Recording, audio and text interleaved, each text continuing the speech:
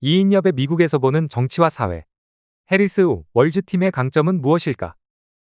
조 바이든 대통령의 잦은 말실수들과 고령 논란에 이어 트럼프 전 대통령 저격 사건이 났을 때만 해도 많은 이들이 미국 대선은 끝난 것 같다는 얘기를 했었다.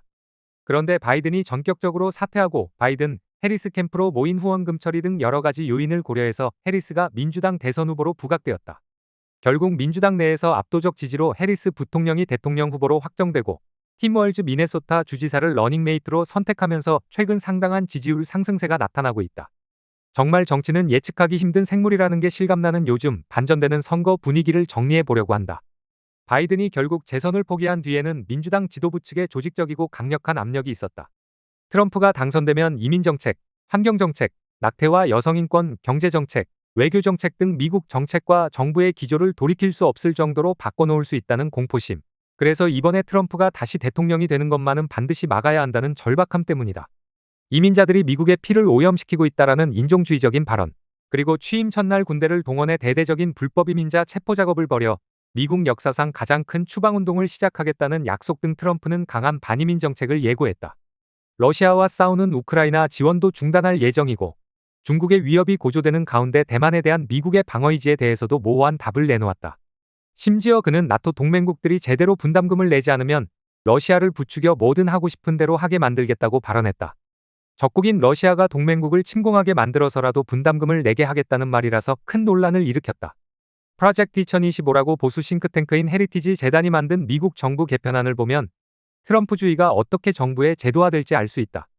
미국 행정부의 주요 인사들을 해고하고 트럼프 입맛에 맞는 이들로 채우고 대통령 권한을 대폭 확대하고 기후변화 대처를 무효화하고 오바마 케어를 무력화하고 낙태약 판매를 금지하며 법인세 감면 등 보수 경제정책을 추진한다는 것이다.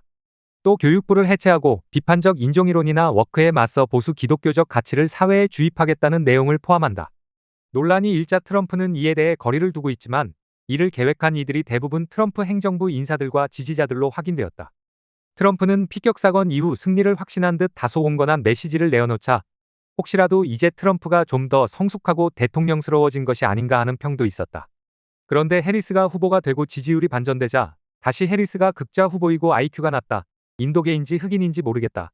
해리스가 국제 무대에 나가면 다른 리더들에게 무시당할 거라는 여성 차별적 뉘앙스 등 인신공격적인 메시지를 내놓고 있다. 해리스가 자신의 디트로이트 랠리에 모인 군중 사진을 AI로 조작했다는 주장을 하고 1963년 마틴 루터 킹 주니어 목사의 나에게는 꿈이 있습니다 연설 때보다 자기 군중이 더 많이 모였다는 말도 했는데 둘 다 사실이 아닌 것으로 확인되었다. 지지율과 여론에 민감한 트럼프가 최근 해리스 캠프의 지지율 상승세에 꽤 불안해하는 느낌이다. 케빈 메카시 전 하원의장 등 공화당 인사들도 막말보다 정책에 대해 이야기하라며 불안해하는 중이다. 동시에 해리스, 월즈 쪽에서 인상적인 구호와 표현들이 쏟아져 나오고 있다. 카멀라 해리스의 구호는 다음과 같다. Say it to my face. I know Trump's type. We're not going back.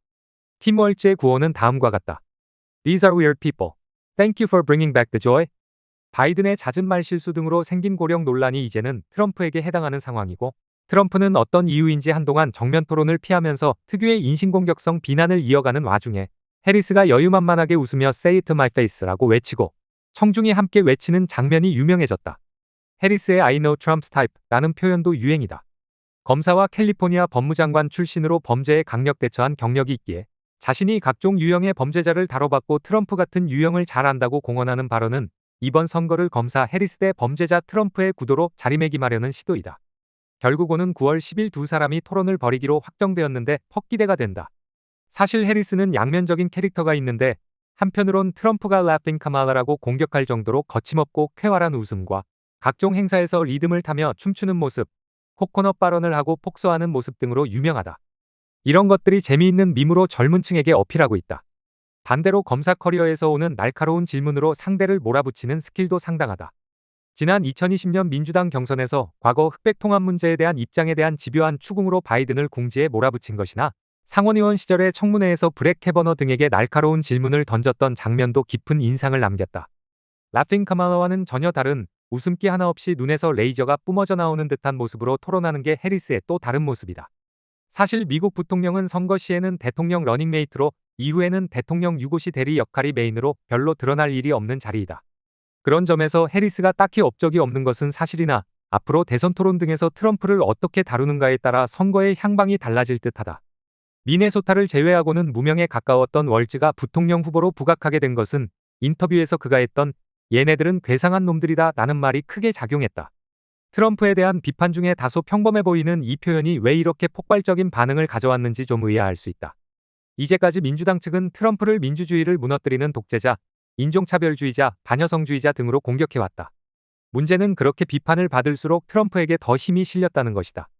트럼프가 미국 사회를 뒤흔들고 있고 논란이 있을지언정 카리스마가 있고 무시무시한 인물이라는 면에서 트럼프는 공세적이고 민주당은 수세적인 구도를 강화했던 것이다. 트럼프의 전술을 분석한 스콧 애덤스의 책 승리의 기술을 보면 트럼프의 성공 비결은 논리가 아닌 대중의 심리를 이해하고 여론을 지배하는 데 있다고 설명한다. 예를 들어 "나는 국경에 거대한 장벽을 짓고 멕시코가 돈을 내게 하겠다라는 발언을 보자. 미국과 멕시코 사이에 엄청난 길이의 국경을 완전히 막을 장벽을 짓는 것은 현실적으로 어렵고 엄청난 재정이 필요하다. 또한 멕시코가 미국이 짓는 장벽에 돈을 낼 가능성은 전혀 없다. 멕시코 대통령은 여러 차례 돈 낼 생각이 없다고 밝히기도 했다. 하지만 그 현실성, 논리성과는 상관없이 지지자들은 열광하고 무엇보다 불법 이민자 문제가 심각하다는 트럼프의 담론이 여론과 정치적인 논의를 지배하게 했다. 트럼프는 중국이 미국을 강간하고 있다라는 극단적인 발언도 했다. 논리적으로 따지면 미국은 중국과의 관계를 개선하고 공장을 중국으로 옮겨 엄청난 인건비를 절감했고 값싼 중국산 물품은 미국의 중하위층에게 생활비 절감 효과도 컸다. 물론 무역 적자가 계속되다 보니 중국이 경제, 군사적으로 부상하면서 미국의 지위를 위협하는 것은 사실이다. 하지만 강간운운하는 발언을 하는 사람은 미국 정치에 없었다. 문제는 그 발언을 논리적으로 따지는 것보다 트럼프가 강조하는 중국 위협론이 미국의 여론을 지배하게 된다는 것이다. 결국 논리에 맞는 것과 상관없이 최근 몇 년간 트럼프가 일으킨 논란이 미국 사회를 흔들어왔고 트럼프가 던지는 의제에 대해 민주당이 반박하고 토론해야 하는 어젠다 세팅 파워가 생겼던 것이다. 이를 바탕으로 2016년에는 대선을 이기고 2024년에도 다시 민주당을 위협하고 있는 것이다. 이런 와중에 월즈가 한 다소 평범해 보이는 발언은 전혀 다른 방식으로 트럼프 벤스를 공격한 것인데 바로 그 자들은 무시무시하고 카리스마 있는 자들이 아닌 그냥 불쾌하고 이상한 말과 행동으로 사람들이 싫어하는 괴상한 놈들로 새롭게 규정한 것이다. 마키아벨리도 지도자는 두려움의 대상이 되는 것이 중요하다고 했는데 이와 연관해서 생각해보면 가장 최악은 비웃음의 대상이 되는 것이 아닐까 한다. 월즈의 발언이 효과적인 건 딱히 반박하기가 어렵다는 것이다.